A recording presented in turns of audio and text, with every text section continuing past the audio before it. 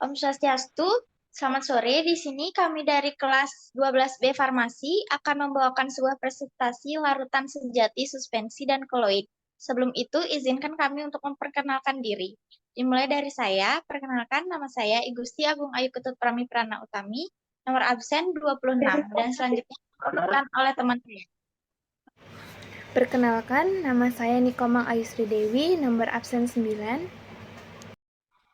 Perkenalkan, nama saya Sastra Dewi Jangga Putri, absen 31. Selanjutnya, di sini kami akan mulai untuk menjelaskan presentasi. Dimulai dari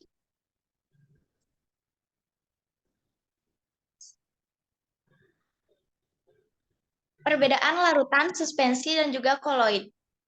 Yang pertama, larutan bersifat homogen, tersebar merata, tidak dapat disaring, tidak memisah jika didiamkan, tidak dapat dilihat dengan mikroskop ultra, semua partikel dimensi kurang dari 1 nm. Suspensi bersifat heterogen, mengendap, tidak dapat disaring kecuali dengan pengerik ultra, memisah jika didiamkan, dapat dilihat dengan mikroskop biasa, partikel berdimensi lebih besar dari 100 nm. Sedangkan koloid bersifat heterogen, tersebar merata, dapat disaring, tidak memisah jika didiamkan, dapat diikat dengan mikroskop ultra, berpartikel berdimensi antara 100 sampai 100 nm. Contohnya, yang pertama dari larutan. Contoh larutan adalah gula larut dalam air. Zat gula tersebut menjadi partikel yang sangat kecil sehingga ketika dimasukkan ke dalam air, wujud gula menyatu menjadi partikel yang sangat kecil sehingga tidak dapat lagi dibedakan. Yang kedua, suspensi. Contoh dari suspensi adalah campuran tepung terigu dan air. Jika diaduk tidak akan larut. Lambat laut akan memisah dan tersedimentasi. Contoh keloid. Contoh koloid. Contoh koloid adalah asap dan debu yang terdapat di udara karena secara mikroskopis terdapat dua fase, yaitu wujud zat padat dan gas. Dalam hal ini, partikel padat yang terdispersi dalam gas yang dinamakan aerosol padat. Selanjutnya ada jenis koloid. Jenis koloid dibagi menjadi 8, yaitu ada sol, sol padat, aerosol padat, emulsi, emulsi padat, aerosol cair, buih, dan buih padat. Yang pertama, sol. Sol tersebut terbentuk dari fase terdispersi berupa padatan dan fase pendispersinya berupa cairan.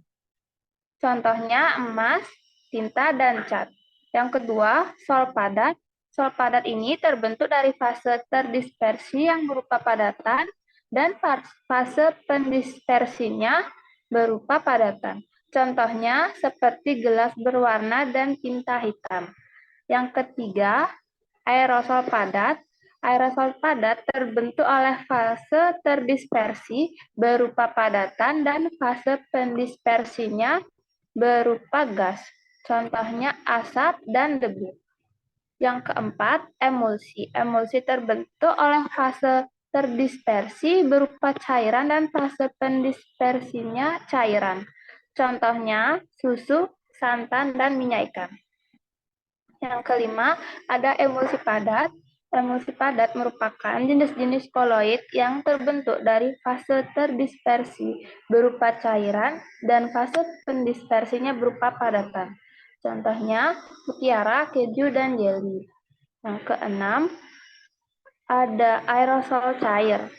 Aerosol cair merupakan sistem koloid yang terbentuk oleh fase terdispersi berupa cairan dan fase pendispersinya berupa gas. Contohnya kabut, awan, dan hairspray. Yang ketujuh ada buih. Buih terbentuk oleh fase terdispersi berupa gas dan fase pendispersinya berupa cairan. Contohnya buih sabun dan krim kocok. Yang terakhir ada buih padat. Buih padat terbentuk oleh fase terdispersi berupa gas dan fase pendispersinya berupa padatan. Contohnya karet, busa, dan batu apung.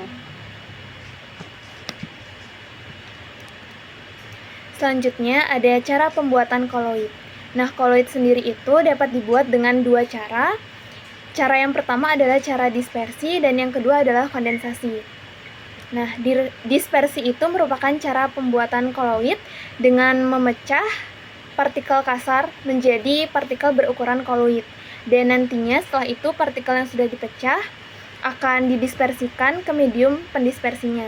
Nah, biasanya cara dispersi ini diterapkan pada suspensi. Jadi suspensi sebelum menjadi koloid harus melalui proses dispersi ini. Nah, selanjutnya itu ada kondensasi.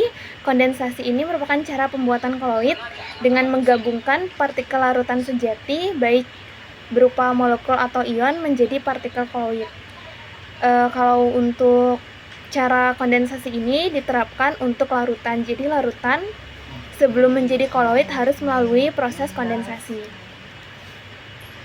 Di sini dispersi itu dibagi menjadi 4 jenis. Yang pertama mekanik, peptisasi, homogenisasi, dan Bussur-Bredig. Yang pertama ada mekanik. Mekanik itu cara pembuatan koloid secara dispersi dengan menggunakan alat penggiling koloid, yang nantinya butiran kasar dihaluskan mencapai derajat kehalusan tertentu. Setelah itu butiran halus tersebut didispersikan ke medium pendispersinya. Contohnya itu ada penggilingan dari padi menjadi beras. Yang kedua ada peptisasi. Peptisasi ini merupakan cara pembuatan koloid dengan cara dispersi menggunakan zat pemecah atau peneptisasi ke dalam suatu endapan. Jadi endapan tersebut akan dipecah menjadi partikel-partikel koloid. Contohnya itu ada agar-agar yang dipeptisasi oleh air. Yang ketiga ada homogenisasi. Homogenisasi itu merupakan cara pembuatan koloid secara dispersi yang menggunakan alat penghomogen. Dan nantinya akan mencapai ukuran tertentu kemudian dicampur ke dalam medium pendispersinya. Contohnya itu ada pembuatan susu dari bahan baku lemak yang kemudian dihomogenkan dan dicampur ke dalam medium pendispersinya. Yang keempat ada Bussur-Bredig. Bussur-Bredig ini merupakan cara pembuatan koloid yang biasanya diterapkan pada pembuatan sol-sol logam. Jadi logam itu sebagai elektroda dan memanfaatkan sumber arus listrik. Contohnya itu dalam pembuatan sol-sol logam dan nanti akan dipanaskan, partikel koloidnya akan didapatkan dari uap yang telah dipanaskan ke dalam air. Selanjutnya ada kondensasi. Kondensasi di sini dibagi menjadi 2 jenis, secara kimia dan secara fisika. Secara kimia dibagi lagi ada 3 reaksi, ada reaksi hidrolisis, redoks, dan dekomposisi rakam. Perbedaan dari ketiganya itu adalah reaksi hidrolisis itu menggunakan air dalam prosesnya atau H2O, sedangkan reaksi redoks itu terjadi perubahan bilangan oksidasi dalam prosesnya atau dalam reaksinya. Nah, contoh tiap reaksi itu sudah dicantumkan di slide. Selanjutnya ada secara fisika. Secara fisika sendiri, pembuatan koloid secara kondensasi dapat dibagi menjadi 3. Yang pertama pengganti pelarut, yang kedua pengembunan uap, yang ketiga pendinginan. Yang pertama ada pengganti pelarut. Pengganti pelarut ini digunakan karena banyak atau beberapa zat yang sukar larut langsung dalam medium pendispersi. Jadi harus ditambahkan pelarut lain yang sesuai, lalu nanti dicampur dengan medium pendispersinya. Contohnya itu ada belerang yang dilarutkan dahulu ke dalam etanol sebelum nanti dilarutkan ke medium pendispersinya atau air. Karena belerang itu tidak bisa langsung larut dalam air. Yang kedua ada pengembunan uap. Pengembunan uap ini contohnya itu ada sol raksa yang dihasilkan melalui aliran uap raksa di dalam air dingin. Dan nanti ditambahkan amonium sitrat sebagai stabilisator. Yang ketiga, yang terakhir itu ada pendinginan. Pendinginan ini salah satu cara karena dalam proses ini terjadi penggumpalan partikel larutan menjadi partikel koloid. Sekian materi cara pembuatan yang saya sampaikan. Begitu juga materi mengenai larutan, suspensi, dan koloid dari kami masing-masing sudah kami presentasikan. Semoga apa yang kami sampaikan boleh bermanfaat bagi teman-teman semuanya. Terima kasih. Om Santi Santi Santi Om.